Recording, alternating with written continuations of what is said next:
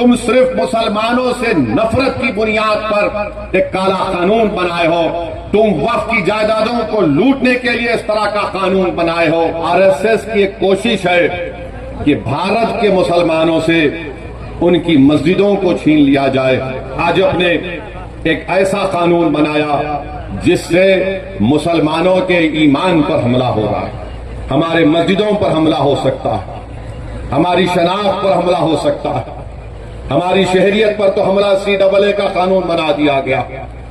یاد رکھیے یہ وقف ترمیمی قانون 2025 جو بنایا گیا ہے، یہ صرف اور صرف آر ایس ایس کی ایک کوشش ہے کہ بھارت کے مسلمانوں سے ان کی مسجدوں کو چھین لیا جائے، ان کی درگاہوں کو چھین لیا جائے، ان کے خانقاہوں کو چھین لیا جائے، قبرستانوں کو چھین لیا جائے، عیدگاہ کو ختم کر دیا جائے، امام باڑوں کو ختم کیا جائے۔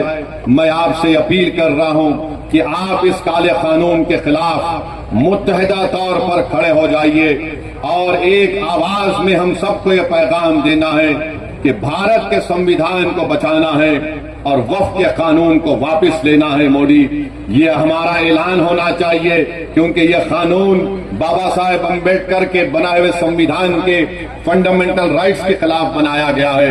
مجھے افسوس ہے اس بات کا کہ نتیش کمار، چراغ پاسوان، کشواہا صاحب، چندرا بابو نائیڈو، جینت چودھری، کمارا سوامی نے اس قانون کی، اس کالے قانون کی تائید کی۔ ہم پوچھنا چاہتے ہیں نتیش کمار سے، چراغ پاسوان سے، کشواہا صاحب سے، مانجھی صاحب سے، کیا بہار پردیش میں ہمارے ہندو بھائیوں کی مندروں کا ایک قانون نہیں ہے 1950 کا جو یہ کہتا ہے کہ مندروں میں وہی لوگ ممبر بن سکتے ہیں جو ہندو دھرم سے ان کا تعلق ہے؟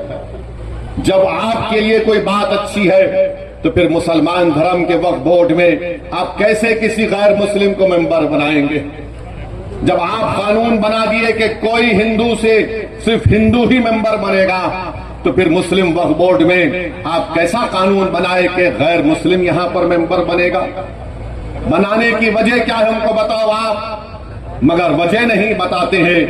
ارے اگر بودھ گایا میں صرف ہندو اور بودھ اس کے ممبر بن سکتے ہیں تو پھر بہار کے وقف بورڈ میں کیسے کوئی غیر مسلم ممبر بن سکتا ہے؟ بتاؤ ہم کو، سمجھاؤ ہم کو۔ تم سمجھا نہیں سکتے، تمہارے پاس کوئی دلیل نہیں۔